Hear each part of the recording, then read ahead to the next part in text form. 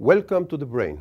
Welcome to brain excitement, because you just came in a very unusual time for the brain, with a lot of excitements all over the world, because huge amount of efforts and a lot of money is dedicated today with big, unique big projects to try to understand the brain, its diseases, but it's also the beautiful thing that it can do, like memory, emotions, action, creativity, consciousness. All these things emerge from this miraculous 1.5 kilogram. How does it happen? So this course, Synapses, Neurons, and the Brain, is really trying to explain to you what we know today about the brain, starting from its miraculous, amazing elements, the neurons, the nerve cells. It's a very beautiful element, a branched structure consisting of unusual capability both to generate signals, electrical signals and chemical signals. Many of them stands for a particular code in the brain.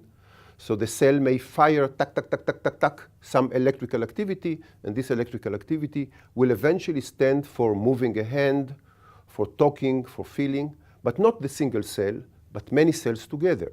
So this one cell, one neuron, must connect to other neurons via synapses. So we shall have a specific lesson about synapse, because this is a very, very beautiful connection that is changing during activity. That's how you learn, through changes in the connection between cells. And then there are huge networks, millions of networks. You know that in your brain you have 100 billion of cells, and these 100 billion of cells, when they operate together, they give you a feeling of self. So I'm now standing and talking to you due to the activity of this 100 billion of cells. And you are listening to me and learning through me, through this activity of 100 billion of cells.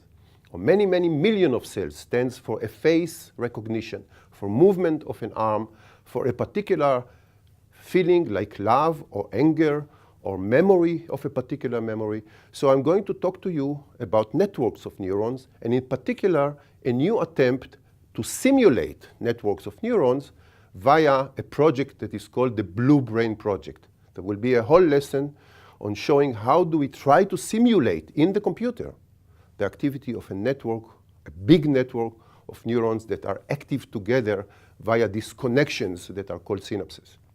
Then I invited a very prestigious, a very successful, wonderful researchers from the Hebrew University, Professor Eli Nelkin, Israel Nelkin, who will talk about perception and emotions in the brain, in particular around music and auditory processing in the brain.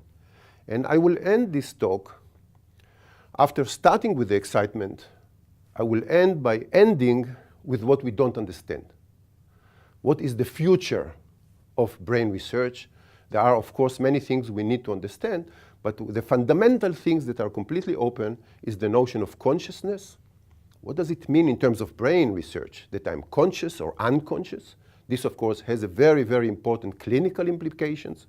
And I also will discuss what can brain research say today about the notion of free will. So I feel free that I came to teach you. You feel free that you decided to come and learn from me. So we feel free. Are we free? What can the brain research say about freedom of choice? So I will wrap this whole 9 lectures with an enigma. Enigma of consciousness, enigma of free will. I'm very pleased to be able to give this course to you. I'm very happy that you will join this course. I think it will be a wonderful adventure, both for you and for me. Thank you for coming. Shalom, and see you soon.